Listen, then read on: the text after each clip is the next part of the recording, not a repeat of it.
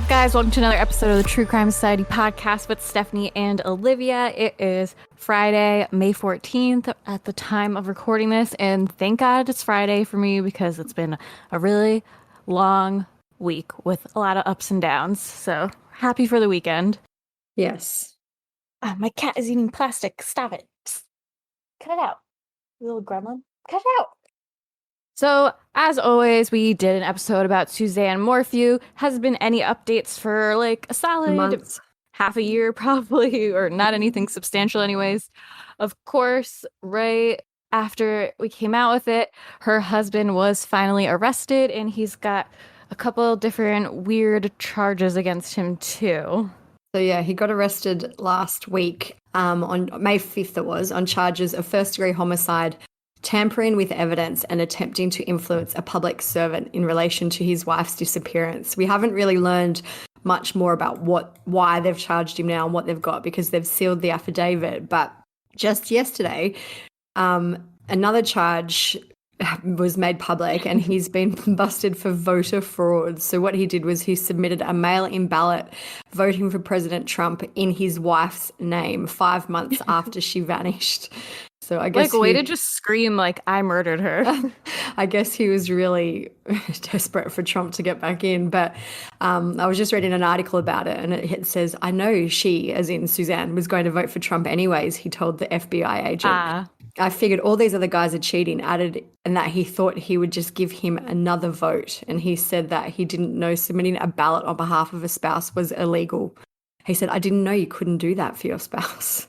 And then it says, it's not clear whether he filed the ballot as he wanted Trump to win or to make it appear as though Suzanne was still alive. It's all come crashing down for Barry. He's a smug husband society. That would be a good shirt. Anyway, Suzanne's still missing. They still haven't found her, but he has been charged with her murder. And I know that they were also doing more searches. I think they said on Barry's nephew's land or something like that. But as far as we know, they haven't found anything else related to Suzanne yet. Imagine like he really did try to do that to prove that she was still alive. Like she's been missing all this time, but yet she's not going to miss voting. I know, like he's just an idiot, clearly. But yeah, it was interesting that it's all happened at once. So, obviously they've been following him this whole time and just waiting to kind of strike. Yeah, I'm surprised, but not surprised that it took so long. But hopefully we'll get... Probably when we put this episode out, like something big will happen. Yeah, they'll probably find her as soon as we hit publish on this episode. Yeah, literally. That's literally happened before. Oh, another thing that reminds me. I need to look it up. I want to say about Philip Adams, how they're like looking into his new religion thing. Oh, yes. But it was really relevant to what we were talking about because it said that the sheriff's office is looking into whether former NFL player Philip Adams, I just got a pop-up. It's so annoying. Whether former NFL player Philip Adams had ties to a new religion or ideology before the shooting, which ties into what we were saying kind of at the end of the episode, how it seems like, Chris Benoit started putting like Bibles next to them and he was Googling different Bible verses and just kind of how people who suffer from things like this, sometimes they turn to religion. At the time, Philip Adams didn't really have anything related to that, but it says Philip Adams may have been following a new religion or ideology before the former NFL player shot 6 people and killed himself. During a search of Adams' bedroom where he killed himself, law enforcement officers found numerous notebooks with cryptic writing with different designs and emblems. Detectives were unclear if this was a potential motive or if there was another motive involved. His sister, Lauren, said that he never mentioned anything about following a new religion or ideology. She said her brother loved God, and after the recent deaths of relatives expressed his faith. So I don't think much else has come out about that. I did see that his sister spoke about the notebooks and said that basically it says his handwriting changed drastically. She said, "I've never seen anything like it. Just makes me think more that something was going on inside his head. It was almost like another person was writing." So that's quite interesting that there was, I would love to have a look at the books, but there's obviously some things going on in there that didn't seem right to her as well. Yeah, but Still no updates on his CTE test. It'll probably be a few months, but thought that was interesting and related to what we're talking about. Very timely. Yeah, I know. I was so annoyed that we couldn't put it in. But one more update. This one, I think enough time has passed between when we talked about it on an episode and an update, so I feel a little less bitter about it. But there was a little bit of an update. Well, I guess a pretty big update with Layla Cave. That, yeah, so the man who's in jail for her, I guess, in relation to her disappearance, there was like maybe a week or so ago, we got notification that they dropped some charges, but then they also brought new charges against him. So in the last week or so, they've charged Shannon Ryan, who was already in jail, with second-degree murder and tampering with physical evidence in the presumed death of Layla. So Layla's still missing, but they've now charged him with murder, which is, I guess, a good for her family. It's sad that they still haven't found her, but at least I guess there's progress being made in the case if they've got enough to charge him with murder, hopefully. I only saw it briefly when you and Nikki were talking about it. It said something about like depraved. Yeah, let me actually find it. I feel like I've never really like heard that charge before, but I also have a bad memory, so.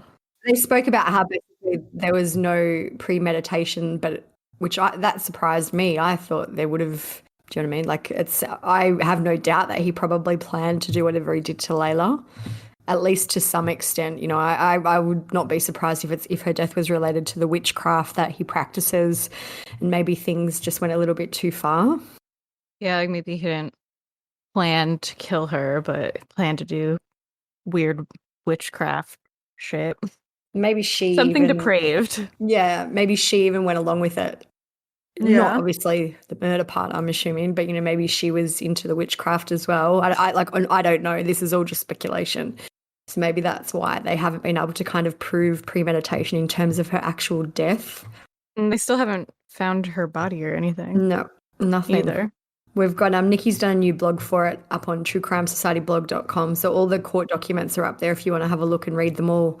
But yeah, so he's been held without bond. They've said that basically he's a flight risk because he has no ties to Florida, and he would not hesitate to take off. So he's been held Because without. he's a witch. Yes, he's broomstick. Uh, So I think they were the three main updates that have happened since the last episode. yeah. Um, The other thing that was kind of, I don't know, funny isn't the right word, but it was a very right. poor choice of images, is that it was CTV in Calgary. They had a segment, I'm guessing, on like a morning news show or something. And it was about 5 things to consider when you financially plan for parenthood. And the first one, the screenshot I've got, the first one is create a financial maternity leave plan, which is fine. But then the image they've used is the Watts family. So Chris Watts, Shanann Watts, and the 2 little girls. And for anyone who's into true crime, you would know that Chris Watts killed his entire family, his pregnant wife and the 2 daughters, because he was having an affair with another woman. So that got a bit of a uproar online when people it started going around, people started sharing it. What a very, very poor editing choice. If you've been following us for a bit, it's the same photo that they used on that Amazon ad of that Father's Day blanket with like a collage of photos. It was like, here, buy your dad a blanket for Father's Day, and they put the Watts family Yeah. on the blanket. I don't know where people are finding this photo and not realizing who they are. I wanted to just like prove it to myself that it was like on Google Photos time, but I searched every just like basic like family of 4, happy family, smiling family of 4, family portrait. Couldn't get it to come up at all. So I don't know if it's on some like stock photo website as a joke or something, like a mean joke, but it's happened twice now. And I feel like I'm pretty confident it'll happen again. Yeah, I'm sure it will. It just seems they always pick him. Like, it just seems to be that family, and it's always for family related, happy family related. And they also just like, it's a nice photo. Like if it wasn't a murder family photo, you'd be like, oh wow, like look at this nice, happy, attractive family. Very, I But someone probably suspect got someone. fired. Yeah, that's what I was going to say. I suspect somebody like lost their job or got into a lot of trouble. And they didn't even like issue an apology or No, anything. We not like even a tagged them a few statement times. saying, we apologize for this oversight. Nothing. So everyone go to their Facebook page and be like, we know what you did. We've got the image on our Facebook page too if you want to check it out. Just True Crime Yeah, Society on Facebook. so crazy. But today we are going to talk about Australia. Ever heard of it? Okay, so we're going to talk about a case that happened in Australia about Russell Hill and Carol Clay. They are two adventurous 70-year-olds who went hiking and were never seen again.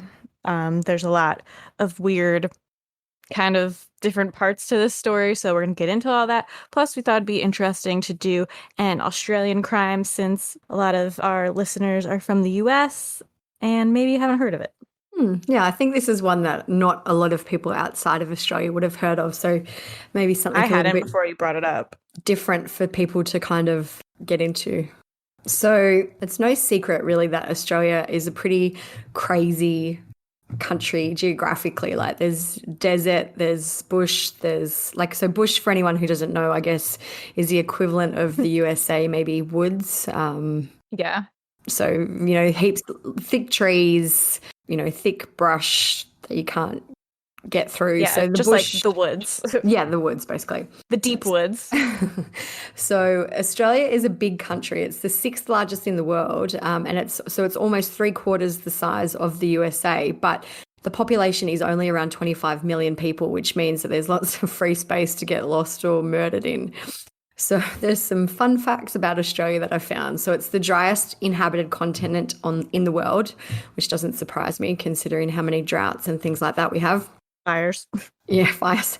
The country's interior consists of arid and semi-arid areas, which are referred to as the outback. Around 70% of Australia is outback, while the coastal plains are more fertile and house the majority of Australia's population. So when you look at a map of Australia, people generally live on the outside of the country. There isn't a huge population kind of in the middle. And that the 35% of the Australian land area is covered by desert. So I found a stat from the Australian Institute of Family Studies, and it said Australia is one of the most urbanised countries in the world, with over 2/3, or 69% of the population living in major cities. It also has one of the lowest population densities outside of its major cities. So, you might be wondering what all this has to do with true crime, but I just wanted to give you a little bit of a background into, the area that we're going to be speaking about today, in the case of missing campers Russell Hill and Carol Clay. And we're also going to just have a quick chat about some other kind of mysterious disappearances and things that have happened in the Australian wilderness, outback, desert, bush, whatever you want to call it. She was a highly regarded senior member of the CWA, the Country Women's Association. He was a married family man, grandfather and amateur radio club enthusiast. No one knew that Carol Clay and Russell Hill, both in their 70s, were lovers, whose affair spanned 60 years. No one, it was thought, knew about their secret camping trips to Victoria's wild and beautiful high country until they vanished. Last March, the couple's romantic campsite by a river at Wonnangatta in the Alpine National Park was found abandoned and burnt out. And despite intense searching by police, Russell and Carol have not been found. These people have just vanished. Where are they? So, were they murdered? Did they get lost in the rugged and hostile bush? Or have they run away? Russell Hill was 74 years old and Carol Clay was 73. And they are essentially lovers, for lack of a, better term. They had been together for decades, but there was just one little detail in their relationship that they often chose to overlook. Russell was married to someone else. Just a little detail. Just a little one. Russell's wife was or is still Robin Hill. The media has said that she was always friendly with Carol, and Robin described Carol as a longtime family friend. Some articles online that I've read say that Russell and Carol were teenage sweethearts who broke up and then they married other people, but they reconnected later. I read some, quote that said that Carol had been a friend of Russell and Robin's for over 50 years. So, this goes way back for them. Yeah. When I started researching this, I believe that Carol was married too, but I can't really find any confirmation of that. I did find part of an interview with a man called Rob Ashland, and his name will pop up many times in this episode. He's one of Russell's best friends. And he said, apparently Carol's been around the scene for 20 years on and off. He said Carol lost her first husband, but married a second time before allegedly divorcing him to be with Russell, but Russell backed out at the last minute. So why does this affair and their marital status really matter? Well, in March last year, 2020, Russell and Carol decided to sneak away from their families for a camping trip in the remote Victorian bushland together. Russell picked up Carol from her home in the suburb of Pakenham and they set off for their trip. Russell's wife, Robin, has said that she thought he was camping alone, which apparently he had done many times since he retired. But now that all this has come out, I actually wonder how many times he was really alone on these trips. Yeah.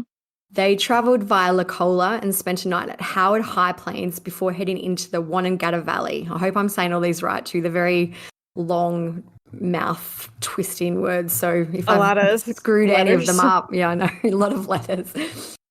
So phone reception in the area is practically nil. It's not an area either that's very popular with hikers. There's not a lot of road or foot traffic. I'll put some photos of the area up on the blog, but basically it's just vast kind of hills, mountains, trees. There's no civilization as such, no buildings, there's nothing there. It's just very, very remote. On Reddit, we'll read some comments later when we get into it, but people from the area who'd been there said that it's like the bush there is super thick. It's really dense. It's really, really easy to get lost there, even if you're an experienced hiker, because there's just so many trees that you get disoriented easily. There was a really good episode of like an investigation show here that I'll try and find a copy to put on the blog too. And they actually go into a lot of detail about how remote this area was. And that actually took them hours. They had to drive down some bush track where you can only travel, 10 or 20 kilometers an hour because it's so rugged that they did that for hours to get to this spot. So they really, really, really were in the middle of nowhere. Russell told his wife that he planned to be home on March 26, while Carol had told some friends that she was going away for a few days and would be home by March 28 or 29, which is interesting to me because if they were traveling together, they would have come back together, you would have thought. But anyway, maybe it's just, a bit of Chinese whispers and it's kind of gotten changed along the way. But yeah, some of Carol's family allegedly knew who she was traveling with. But as far as we know, Robin thought Russell was alone. The next day, so after Russell picked Carol up, next day was Friday, March 20, and Russell spoke with Rob Ashland, who we mentioned before, via radio. They were both keen radio club members. The group is made up of other men who like camping, hunting, fishing, going outdoors, and they always used the radio to communicate when there was no cell phone service. If any of them were camping and they had a bit of an unwritten rule, they would check in with each other via the radio at 6 p.m. each night. Some articles I've read said that Russell said he was having radio transmission issues, but Rob Ashland said their communication that night was good and, quote, there was no indication of any problems. Rob gave Russell some directions on how to get to Dargo through Wombat Spur and Talbotville from Wonnangatta. So Rob said his plan was in the next day or so to come down and camp at Upper Dargo as more or less a final night, I believe, and then return home. So, they were making plans. Russell had told Rob of his kind of, intended travel destination. They logged off from the radio call, all seemed fine. And I know in some other articles too, Rob has said that there was no indication that Carol was there. He didn't know that Carol was there until this all kind of came out. And just for the record, I don't know if we said, but if you're wondering like how these seniors got into this rugged area, I did see people saying that Russell was actually like an experienced bushman. Like, yeah, right. He was a very experienced camper, I think. We'll go into their kind of setup. But yeah, he was very familiar with the area. And I think he'd actually even been to this area not long before, maybe like on a bit of a scouting trip to check it out. Excellent. So yeah, he seemed like he was very prepared for the trip. Yeah. What happened, though, after he spoke to Rob on the radio is unknown still to this day. We don't actually know when what happened to them happened, but he failed to check in via radio the next night And then by Sunday, 6 p.m., when there was still no radio contact, Rob became really concerned. He called Robin to tell her that this was out of the ordinary, and he said, "I thought I'm sniffing a bad rat here." So Robin and, I know there's so many Robs, Robin, Russell, anyway. I feel like that always happens to us. It's always a very similar name, so it's probably Like hard to keep Chris track of. Benoit, there was 3 different Chris's. But so Rob was familiar with the area. He called the police and he was able to kind of give them a pretty precise location about where they were likely to have been, and police started to search for them.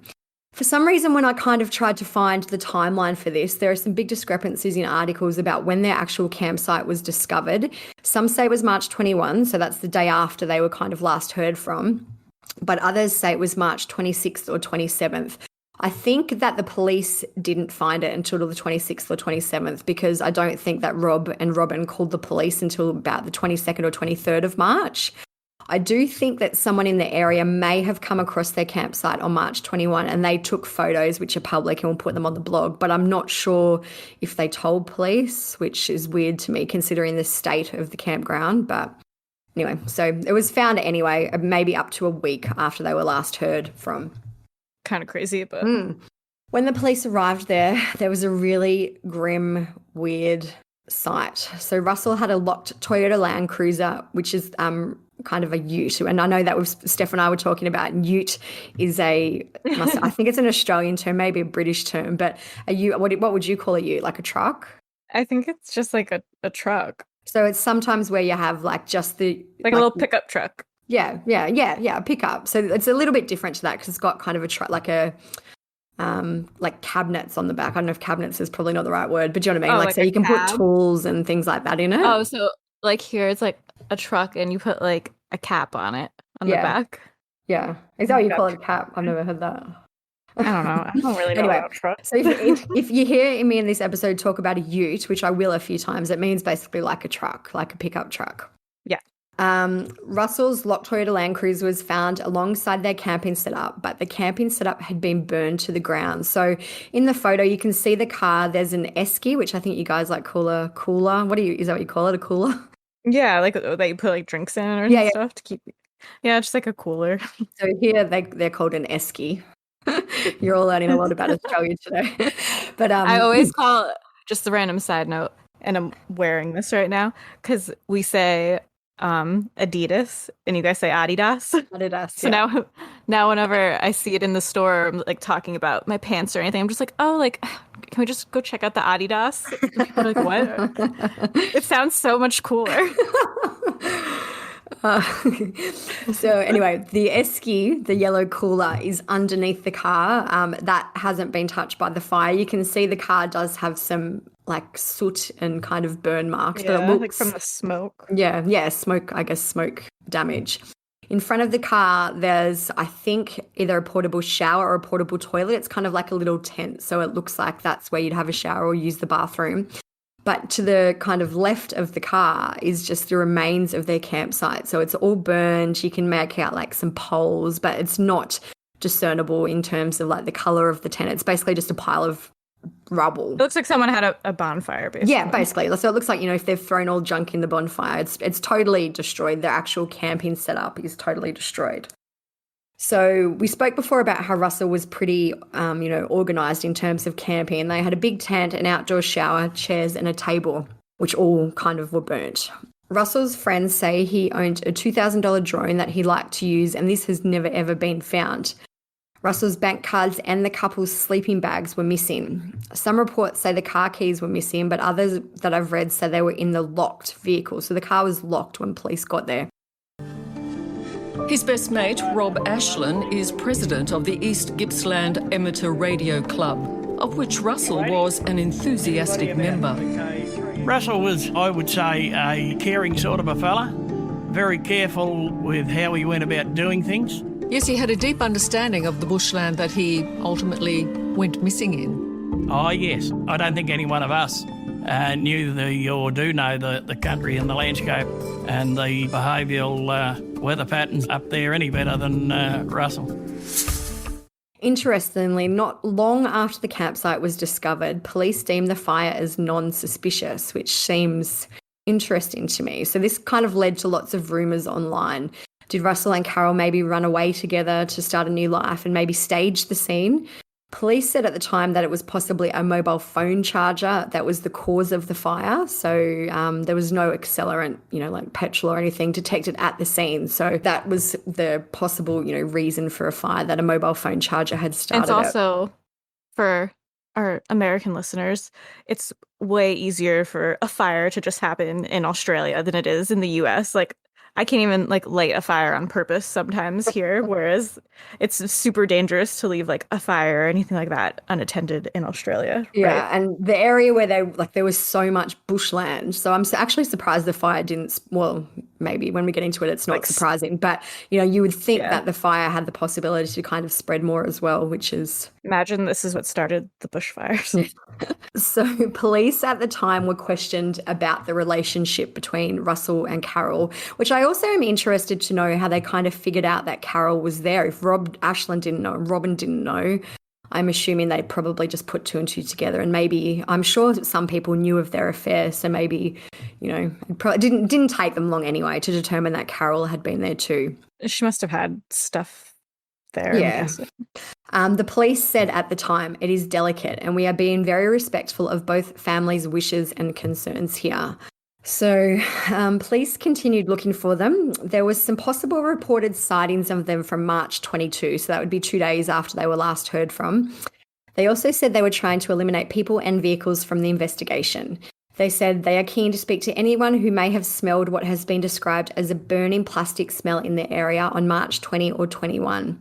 The four-wheel drivers, hunters, fishers, trail bike riders in the area were asked to contact police even if they didn't think they'd seen anything suspicious. So they basically were just trying to get an idea of who was in the area at the time and, what people may have seen. It reminds me of, I feel like this is what they kind of did with Delphi too, of just trying to get anyone who was on the trails that time, even if they feel like they didn't see anything, just to kind of help make a timeline and narrow things down and rule certain things out. Yeah.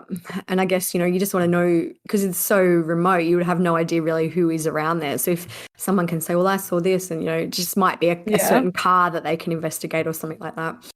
And if you get enough people, I'm sure their stories have to kind of collaborate a little bit here and there. So Russell's car did have minor fire damage, but it was still drivable. So if they had run away together, police could not figure out why they didn't take the car.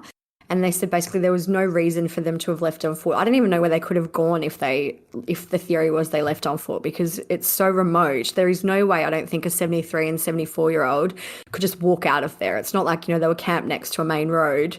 They were camped in the middle of the bush, only accessible by a four-wheel drive. So there's an Inspector Gaffey who's worked on this case, and he said at this time, due to the length of time they've been missing and the weather conditions, we have grave fears for their safety.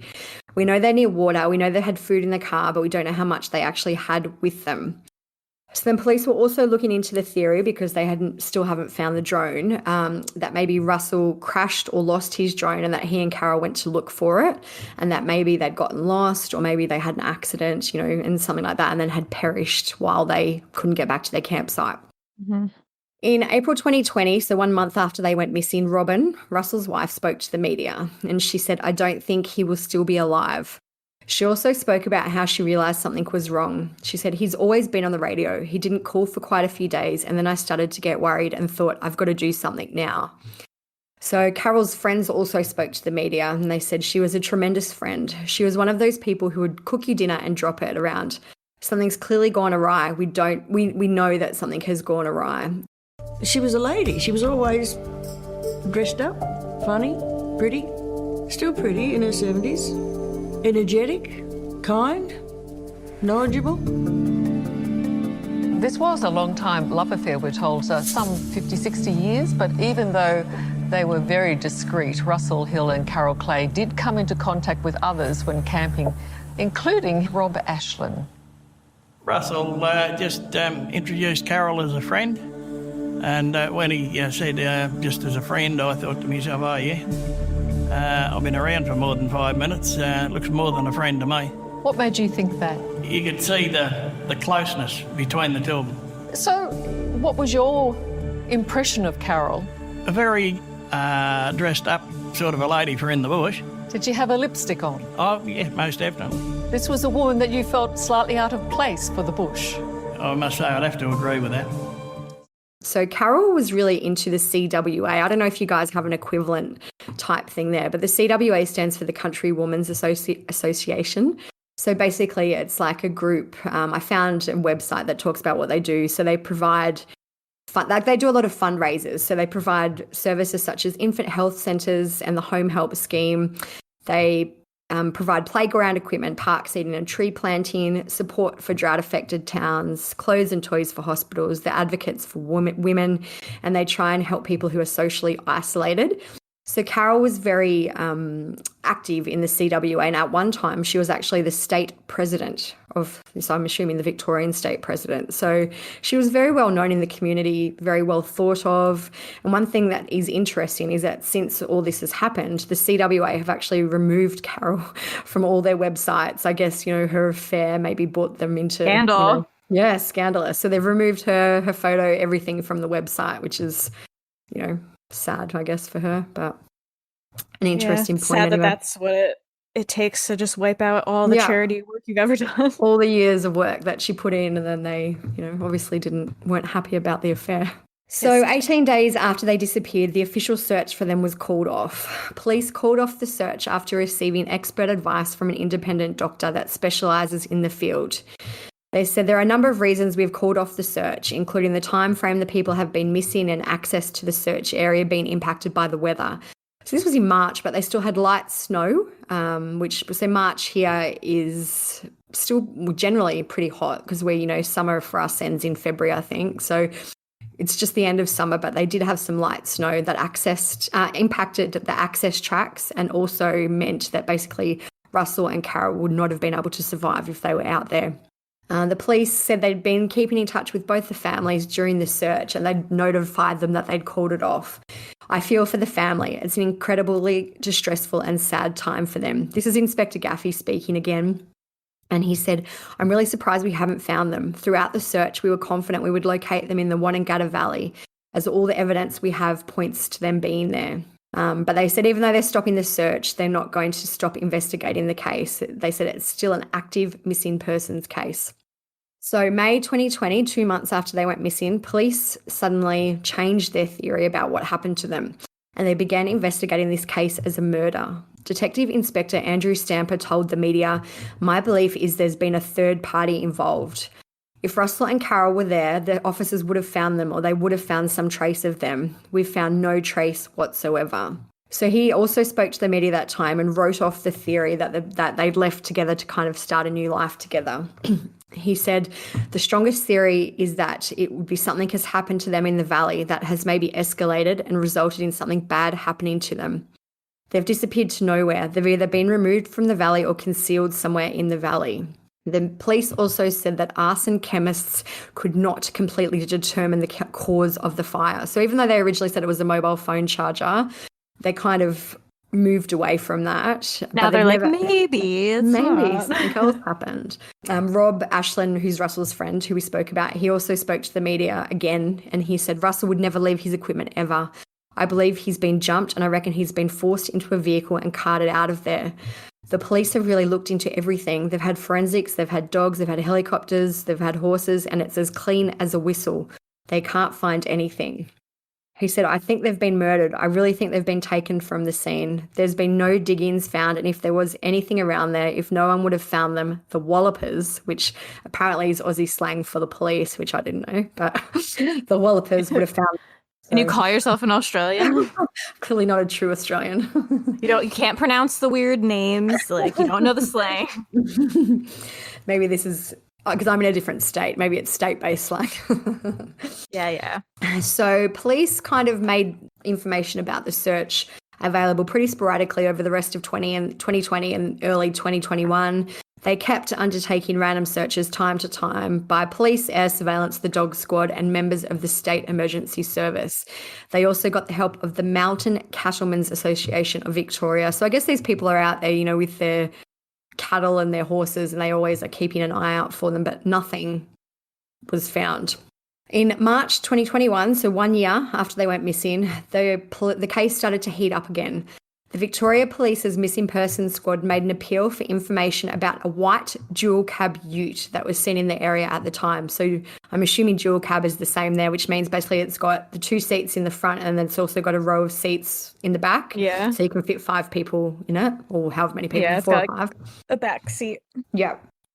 It's been close to a year since Russell Hill and Carol Clay vanished, and now a mystery ute could be the key to solving the case.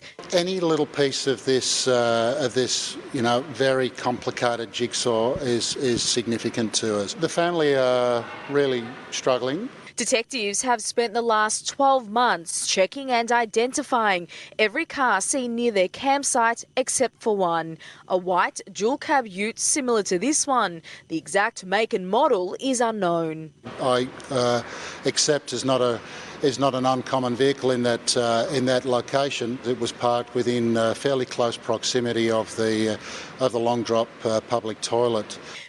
Detective Inspector Andrew Stamper said police had been able to identify all vehicles except for this white ute. It might seem like only a very small possibility that those in the white ute will have information about the disappearance, but we can't afford to leave any stone unturned. We cannot leave any what-ifs when it comes to an investigation like this. We've had people from other states come forward to provide their details and tell us they were in the area at that time, which is greatly appreciated and incredibly helpful. He said, I've been clear the whole time that it's not about catching out people who shouldn't have been there for any reason. We just need to account for you. And he said that, there's nothing linking this vehicle to the pair's disappearance, but they just haven't been able to locate the vehicle and the driver.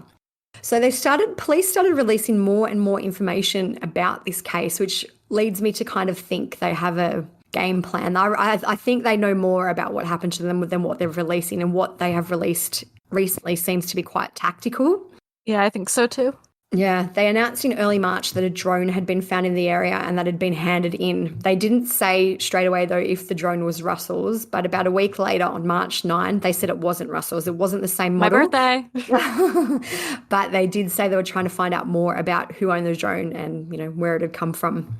On March 13, police spoke to the media again about advancements that they'd made in the investigation. So again, it was Detective Inspector Stamper, and he said, we're pretty confident that we've got a good picture of people's movements in the valley and around the campsite that day, which is good considering we started with not much.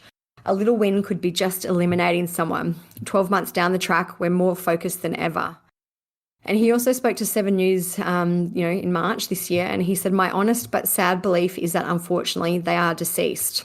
We also learned, which I thought was quite interesting, a little bit more about the timeline of their disappearances. Police forensically tested the camp toilet that they had set up and discovered that it had never been used. So this kind of leads to speculation that whatever happened to them probably happened very soon after Russell made the radio call to Rob Ashland, because otherwise they would have had to use the toilet, you would think. So it seems like they didn't have a chance to use the toilet because whatever happened to them probably happened pretty quickly. I always think it's so cool when they do some cool forensic stuff like that, like something you wouldn't normally think of, or just because I would never even mind. The one thing I always wonder about that though is that because this was their second night camping, so I think they left the day before, so maybe they just didn't set up the toilet that night, or maybe they went to stop somewhere that had toilet facilities. But it's interesting that they've said it was never used. I wonder if it's something that they would have to empty. Yeah, I don't know. I'm not, I don't know. I'm not into camping, but I'm assuming there would be something you'd have to do to it to keep it usable. We said this last time we talked about hiking with Mostly Harmless. We're not hikers. We're sorry. But... I'm not a camper either. I'm a hotel person.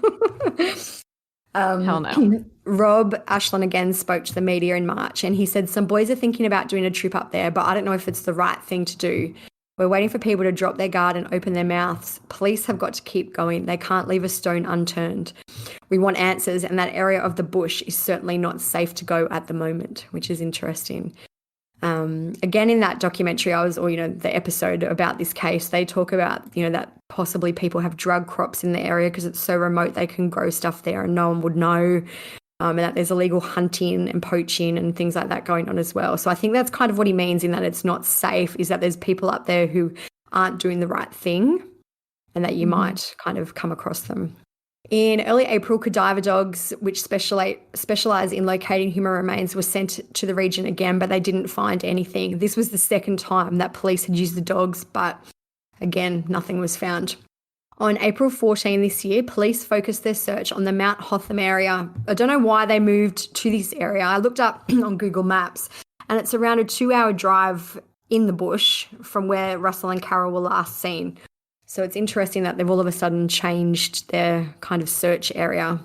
Yeah, I really want to know like what information they have and like what evidence they have that made them change their mind from it being like maybe they ran off to like thinking another person's involved and now they're at this place like 2 hours away. Like, what do they know or what did they find? The police detective acting Inspector Combridge said it wasn't one piece of information but multiple sources that had led them to the new search zone, which is interesting. So it sounds like they had a lot of reason to kind of search this new place. During the search, there's a clip which I'll put on the blog and some photos as well, but the police found 2 big shovels. They're pretty big, like, you know, they're not little tiny ones that you'd use to dig a pot plant or something, but they're big shovels that were found, and they were taken for forensic testing by police. And police searched that day on a patch of bushland adjacent to the Great Alpine Road. Emerging from the rugged terrain, detectives uncovered 2 shovels in the dense bushland below. Each bagged as evidence, they'll now be forensically examined. As to the relevance to the investigation or its importance to the investigation, that's still being assessed at this time. Search and rescue officers rappelled down the steep descent, scouring the countryside along the Great Alpine Road as part of their year-long search. They believe items of interest could have been thrown from a passing car. The detective acting inspector spoke about the remoteness of the area, and he said that there's bushland here that has probably never been walked on by humans. He said it is that remote. Crazy. I know. It always blows my mind, like when I drive past the bush here, I always think, God, imagine what's in there that you have no idea about, or, you know, that it's just so untouched. Yeah. I know we said it's like the woods here, but like the bush seems like a way scarier version of our woods. He said, it's that remote. I think it's really important to bear in mind. To be honest, we don't know exactly what we're going to find until we've searched it, and that's why we're here. The area itself is of interest to us because of the information we've uncovered. As for what we expect to find there, we want to find answers. So he said that they had also received so many calls in response for their appeal for information about the ute that they had expanded the size of the investigation team, and they'd also added arson specialists. As far as I know, I just looked today too to make sure there was no other updates. They've never ever identified that ute or who the driver was, which is interesting. Yeah. On April 26, police returned to the Wonnangatta area where they disappeared from to search again. So they searched remote tracks, rivers and cliffs in the area, and they told the media they were focusing on the area around the Dargo High Plains Road, Cynthia Range Track, Hearns Spur Track and the Wonnangatta Track. Russell's wife, Robin, spoke to the media again this month in May 2021. She said, I can't see how they will come home. He hasn't spent any money. He hasn't done anything. I just want them found one way or the other, and then he can face the music if he's still alive. See, I'm a bit of a sadist. You've got to be. Otherwise, you'd be in a heap. And then that's when she also confirmed that her and Russell had known Carol for more than 50 years. So the most recent updates in this case, they are still missing. We haven't heard anything else about what was found on the shovels, if they were related to the case. Police said on May 5 that there are no current searches underway. They've also said, that the shovels are off being forensically examined and that there are nothing else they can update the public on that. So it's a strange case, just and I guess because it's so remote, there's just nothing, most things at least you could piece some CCTV together, kind of have a bit of an idea about what happened, but there's just so many different theories about what possibly happened to them, and I've put them together just to have a quick chat about. So one theory is that there's a mysterious person in this wilderness bush area known as the Buttons or the Button Man, and some people think that he may be involved.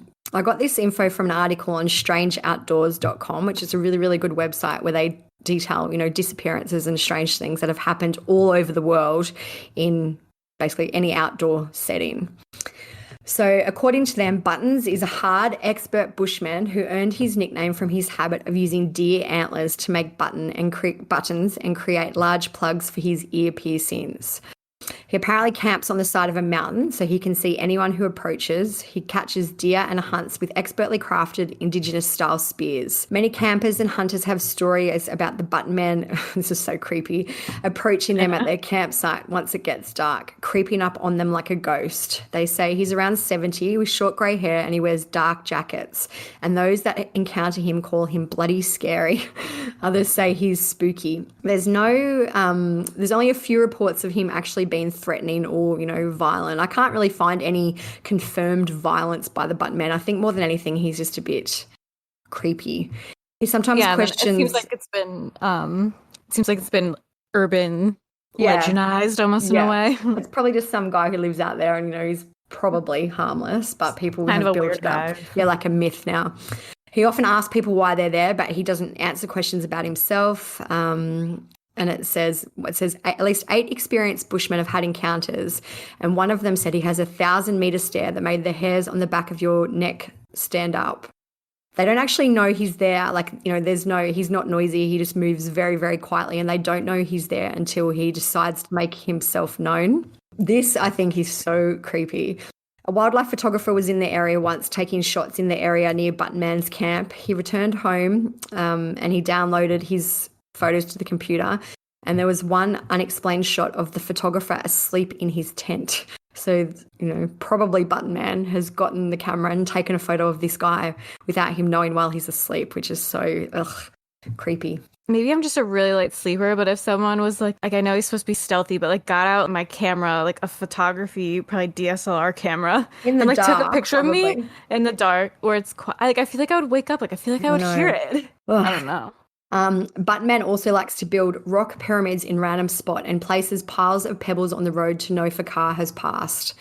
So some people have put, people who are in the bush a lot, they're called bushies, have hidden firewood supplies, and when they returned later on, they found their stash was gone. They say someone must have been watching them to know the location. An experienced hunter woke up around 11 p.m. for a night hunt to see Button Man camp next to him. Some thinks he sees it as a harmless sport to hunt the hunters and prove that he can approach them without them knowing. So some people think that maybe Russell and Carol encountered Buttons, or even if they didn't encounter him, that maybe he knows more about what actually happened to them. I don't think he probably had anything to do with their disappearance. If he's, what would the benefit be? But he could very well know more, I guess, about what happened to them. Yeah. Very creepy. There's also been some disappearances of other missing hikers in the area, which I know these two weren't essentially a hiker, but they were camping in the area. So Warren Mayer vanished without a trace after telling his family that he was going on a bushwalk in the Dom Dom Saddle Park in Fernshaw in Victoria on Easter Sunday 2008. The 57-year-old left for a 10-kilometre bushwalk, and he was pretty well prepared. 10 kilometres isn't much. That would be just a day thing. He'd packed a whistle, matches, paper, maps, a mobile phone, and food and water.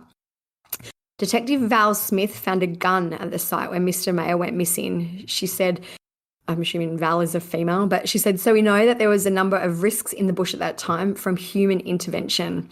And she also thinks that he was killed. At the time, there was an escaped psychiatric patient called Anthony Stewart Williams who was in the bush nearby, and there may have been a 2-hour window where their paths had crossed. Anthony Williams killed himself a year later, so it's never been confirmed that he had anything to do with the disappearance, but it's possible.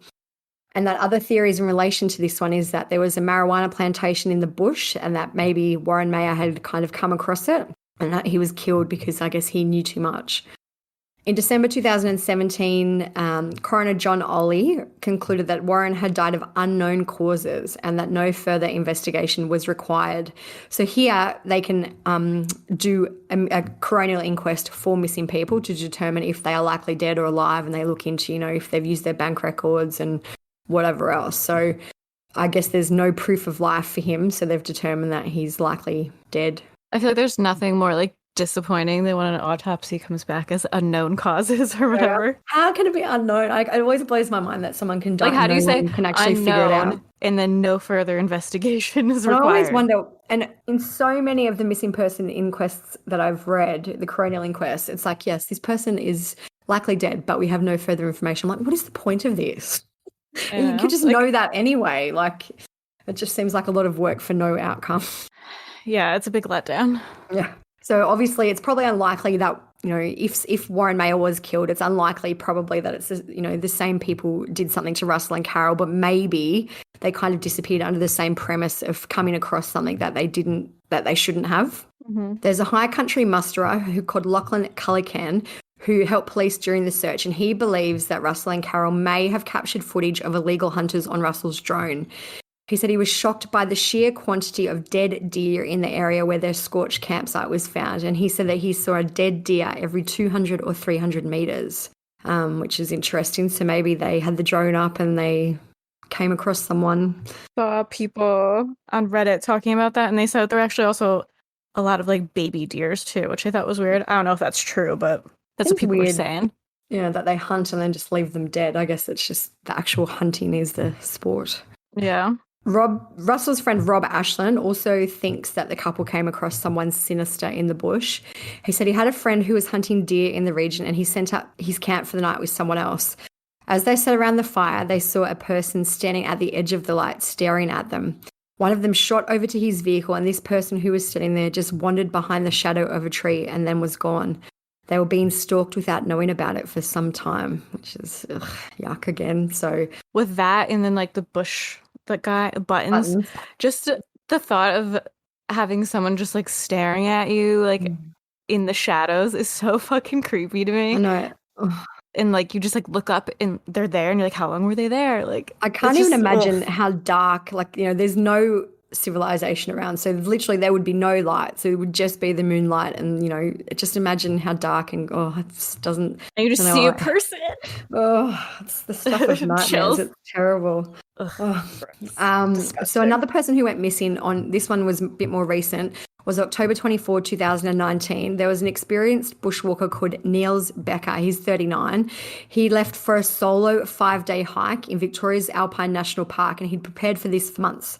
He was well prepared and he had lots of supplies.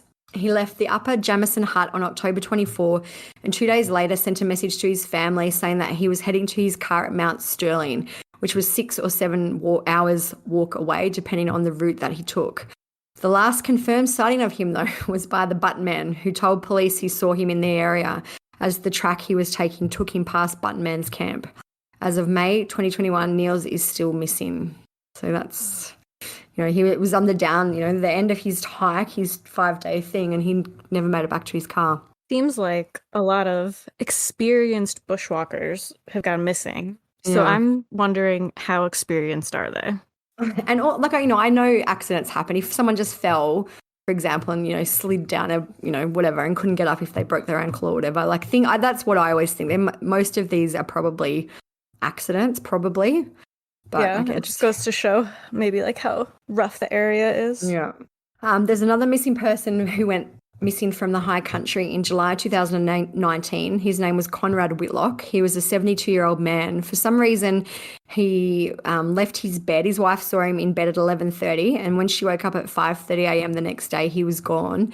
They found his white BMW in the darkness on the side of Mount Buller Road, and in the car were his jacket, mobile phone, and his keys.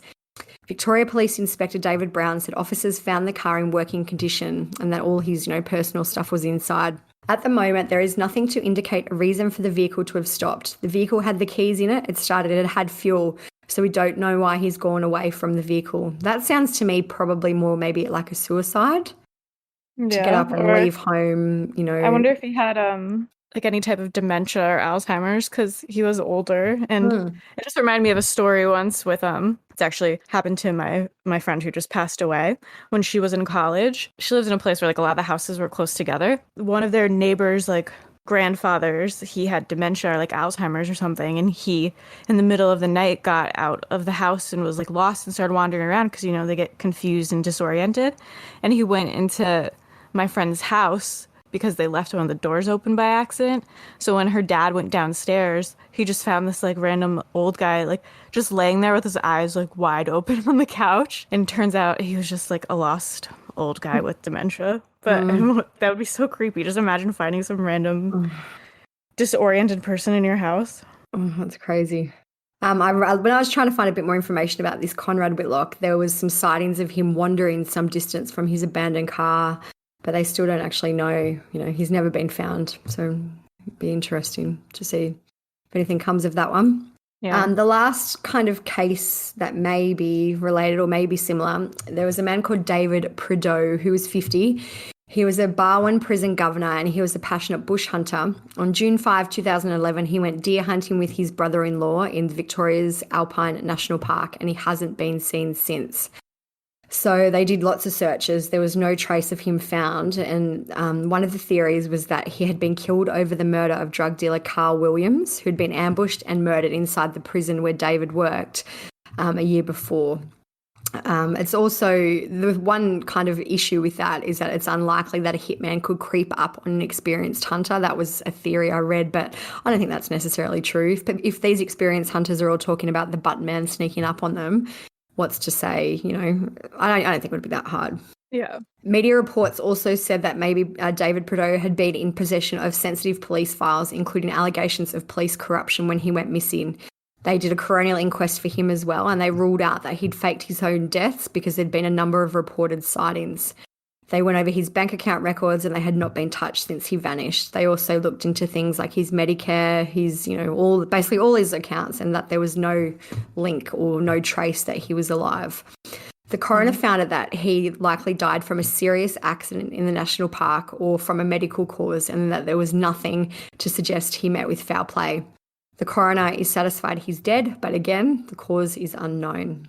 So maybe, you know, along those lines, Russell and Carol did stumble across the deer hunting or a drug crop or, you know, something along those lines and were murdered. I do think that whatever happened to them, they were probably put in their sleeping bags to be taken away, because that's why they haven't found the sleeping bags. So, you know, it's probably easier to zip them up and get rid of them that way than trying to actually lug a body around. Yeah. The detective Inspector Stamper did speak about the drug theory though, and he said, "We're pretty certain there's no drug crop activity involved in this investigation." I feel like if there was like some big drug operation, the police would have also come across it at this point. Yeah, and I don't know if it's, you know, one of those things where they maybe turn a bit of a blind eye if, you know, if it's just marijuana, for example, or whatever, I don't know. Like, I'm sure that I don't know, I guess it would depend on the size of the crop and whatever else. Yeah. I feel like if it was something that was worth murdering two people over, that the police would have found it by now. Yeah, I don't know. It's so crazy that there could be no trace of what happened to them. Or maybe there is and they just haven't made it public. Yeah, I feel like they must know something to have changed their mind to say that, like, a third party is probably involved. Yeah. But it's just weird. One other theory I think that I read about the sleeping bags too is that maybe they kind of use them like as a shawl or like a blanket to keep them warm if they went for a walk, and maybe that's, you know, maybe it was an accident, but that could explain why they found. But I really think that. I suspect to me the most logical thing is that they use the sleeping bags as a way to dispose of the bodies. Yeah. So, you know, so there's the theories that they either came across Button Man, a crime. The other theories which I think we can kind of discount now, is that they ran away to start a new life. Was it maybe a murder-suicide by one of them? I don't think so. I think it could be an accident. I know that they've said it is a murder, and I do suspect that's probably what it is. But it could have been an accident, but it doesn't explain all the weird stuff like the burnt campsite, the locked car with the keys inside. There's all different things that make me think that it was kind of more of a set-up site by someone to destroy as much of the evidence as they could. Yeah, I feel like maybe the one that seems the most reasonable theory is if people do hunt in that area, maybe accidentally shot and killed one of them and panicked and killed the other one and then burned the evidence. I feel like the drone, like, illegal. That because the drone is missing, I feel like that must play a fair part in this story. Do they know that he had the drone? Like, I've seen people saying that, but do they know that for sure that he had it? Let's have a look. I'm pretty sure they do not. Well, I guess, they haven't I found it thought at his house. yeah, I guess so. I saw people saying that, I don't know if this was just like speculating, but they made it seem like that police thought that he was like flying the drone around at some point for some reason. But I was like, if they don't have it, how would they know that?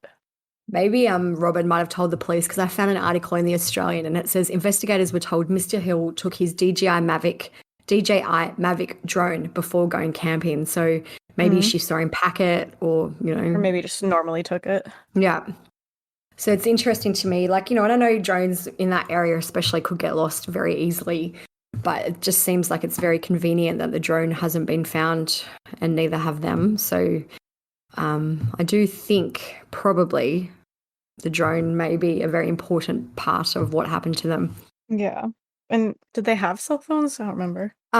They did. Yeah, they did have They cell didn't phones, have but I don't. service. Yeah, no service, and I don't actually know. Like in this documentary the episode that I keep talking about, there was some photos of things that were found in the car. I'll have to just go and double check if their phones were found in the car, but they've never ever said that they could get anything from the cell phones or from the cell phone data anyway. Yeah. So that leads me to think that they couldn't get anything from the cell phones. Yeah. Want me to read these comments? Yep. Okay, so as usual, I'm scrolling Reddit and I like to look at the comments because sometimes you get people from the area talking about it. So these are some comments that I saved that I thought brought up some good points. So on the thread, they were all just talking about like different theories and whether they agreed with the theories or didn't. So this person said, think about it. How would a rogue hunter get rid of two bodies? There was no evidence of cremated human remains, and the nearby area was searched extensively. I've hunted deer in that area, and let me tell you, dragging a dead deer out of any bushland is a nightmare. That's why it's improbable that a single individual was responsible. Even the cavemen that hunted and lived off the land, Mr. Buttons, was cleared. People were saying that police talked to him, but I don't know if that's confirmed or just gossip. Feel like they always talk about, as in, like, I think the police are in contact with him. How, I don't know, how could they have cleared him? I don't know. He's If like, it's just bush, what would clear him, if that makes sense? He's actually just like a snitch. Works for the police. The person also said, I think the murders are related to his drone flight, which probably got the bush druggies worried. He probably flew his drone over a remote crop and was detective. These types of people would have no hesitation killing their own parents for 10 cents. I don't know. I guess, if you think about it, if he was flying the drone, I wonder how they knew. Maybe they followed the drone back to his campsite. Like, I'm just wondering how they actually found him if it was drone related. Does that make sense? So he's flying the drone over the crop, for example. They would have had to follow the drone back, or and especially if it's like so rugged and difficult. Yeah, exactly. Like, it's not like you can just drive down the road and find them. Like, I found a video online that shows you just how crazy this road is to get down. It was like fallen trees. It's not just a Sunday drive. It's a big mission to get there. So it's interesting that if it was drone related, that they could track down Russell and Carol to get them. Maybe it's like meth, because doesn't meth make you like superhuman or something? Running through the bush, superhuman. Just climbing the mountain. Another comment from someone said, I almost ended up in the same situation a few weeks ago in that area. Had a day off of work, decided to go for a walk to a hill in the distance. Simple enough. Once I got there, I turned around to head back. I pretty quickly ended up a bit disoriented and crossed over my old tracks instead of following them. Once I realized I was somewhat lost and not sure where I was going, the panic to run set in. It's fucking weird. Just get overwhelmed with an urge to run and it makes no sense at all. And you know it too. Ended up calming myself down and using the wind direction to get me back. Didn't seem like a big deal at the time, but after reading that, I can see how easily it could happen and how fucked I could have been. And that person's name is Wee Fart Man. And then someone replied and said, that is a very real phenomena that happens to many hikers and individuals who get lost. I feel the urge to run comes from not only the adrenaline surge, but the evolutionary perspective that being separated from others signals threat to life. The concern of being lost points to fear of being unable to get yourself back to civilization. I don't feel this couple got lost. Their missing sleeping bags is a very big issue as they can't walk with them on. And even if they wore them for a walk to keep warm, it doesn't explain why the tent and their belongings burnt down. One doesn't go for a walk in the Australia bush if you have anything fire unattended due to serious cultural bushfire anxiety. And I also think that they wouldn't have gone, like if he was on, if whatever happened to them happened after the radio call. So let's just say he was on the radio for an hour, 7 o'clock, it would have been pretty dark. Like I don't think they're just going to go for a wander around the bush at night to, And also, like, elderly people. yeah, I was gonna say they're fucking 70. Like, sure, maybe they're fit, but like they're fucking 70. Like, fair enough if they thought they went missing in the day, but then you wouldn't probably need your sleeping bag. You just wear a jumper or a sweater or something. So, yeah, I feel like if them I was going for a going walk. to walk in some like rugged terrain, and even if it was like a little chilly, but let me bring my bulky ass sleeping bag. Like, I just put on a sweatshirt. Another comment was from someone who lives around there. They said, I live in the rough area this happened and can provide some local knowledge. Firstly, I've never been to the area. However, my father is an ex-police officer. He used to go into the area looking for lost campers and hikers in the 1980s and 90s regularly. He describes it as a great place to get lost. It is rugged and inhospitable. Even experienced people have issues here. By all accounts, the two, or at least Russell, was experienced. He had also been in the area only a week or so before, so he was at least somewhat familiar with the place. So what happened? If it was a crime of passion, someone went to a lot of trouble to follow them to that area. If you don't know what you're doing up there, you'll find yourself in trouble. While this doesn't rule out this theory, it makes it unlikely.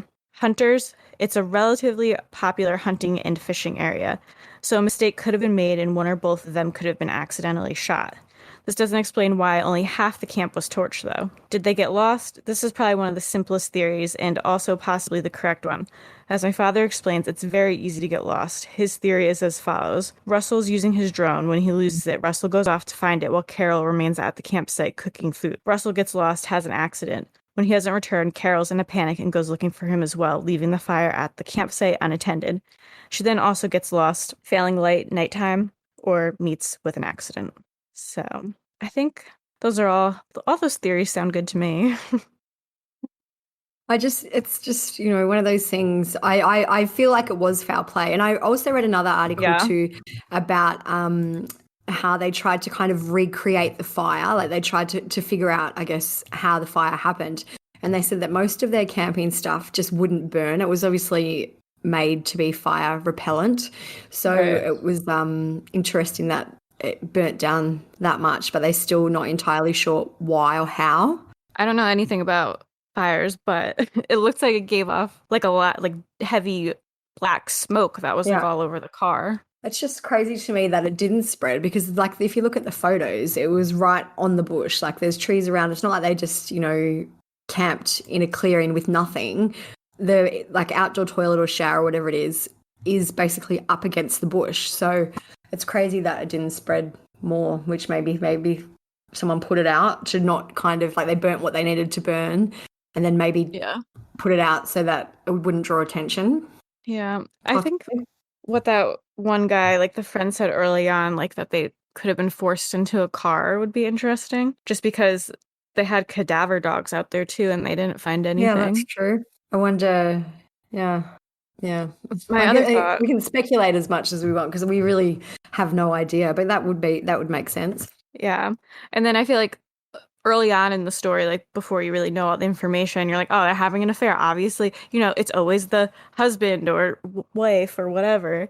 But it seems like they aren't really of interest at all, unless it's kind of like the Laurie Shaver thing where they're just going to follow his wife around for a while and see if she kind of gives off any red flags. But I also saw people saying that she apparently might have known about the affair, but I don't know if that's confirmed. Known after, even just say they were even together for 20 years. Like people are like, I think it was on our site. They were like, everyone needs to leave this lady alone. Like, I'm like, well, what if she knew? Maybe they had some arrangement where, I would find it hard to believe that she had no idea after all this time. And I feel like I keep on being like, they're 70, but like you're that old at that point. You're just like, fucking whatever.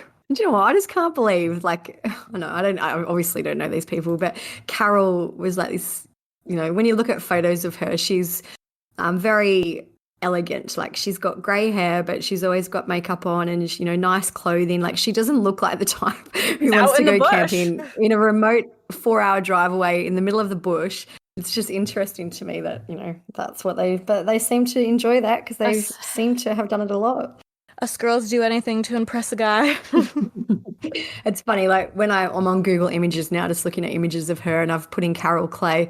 Like when you scroll down, one of the images is a cake. Like, so, she was like an old, well, I shouldn't say old, but like a grandma. She looks like a sweet granny who would make you a cake, Yeah. and She looks like she would have a cooking channel show.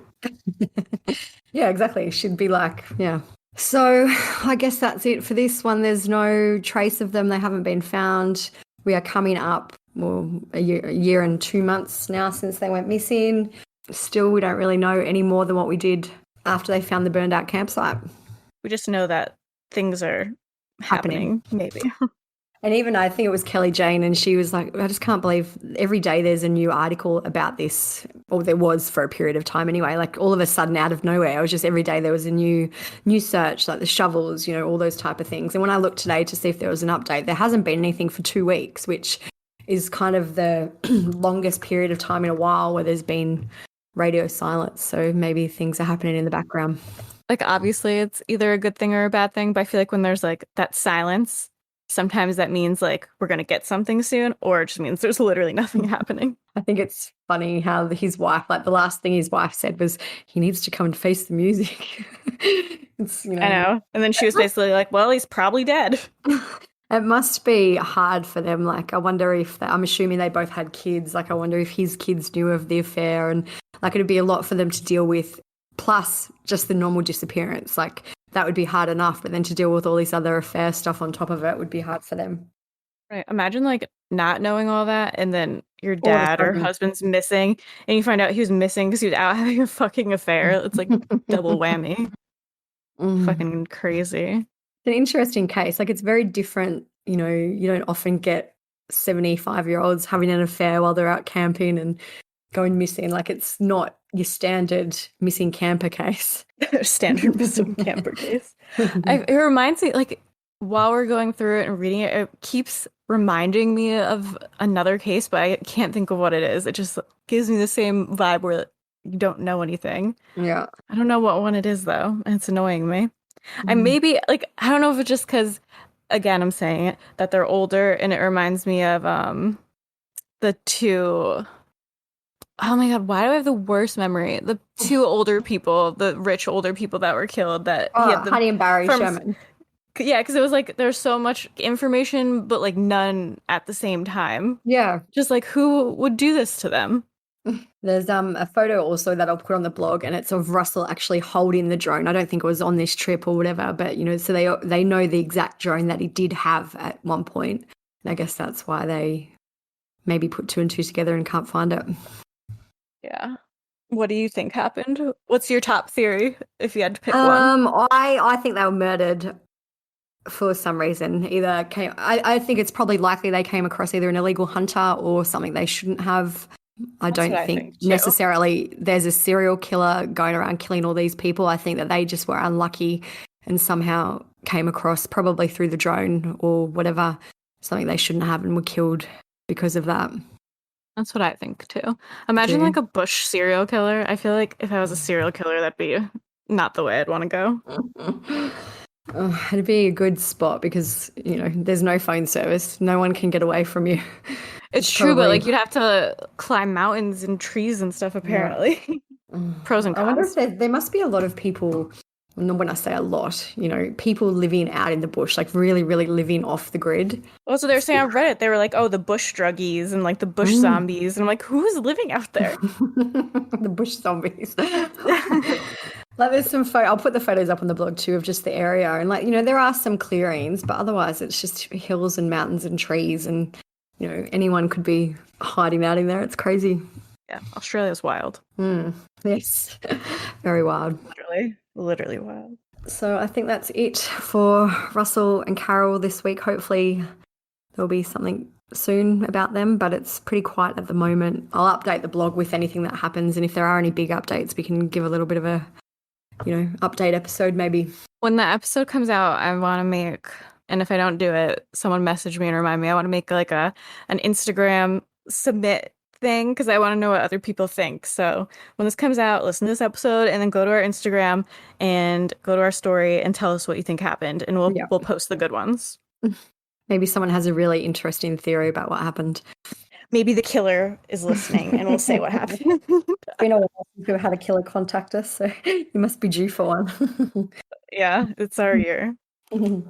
All right, so make sure you give us a good review if you like the episodes. We got a few more good ones. We really appreciate them. We always post them on our Instagram stories just as a humble brag and so that everyone knows we have a podcast. So keep doing that. Also, share it with a friend, put it on your Instagram story, like get the word out there.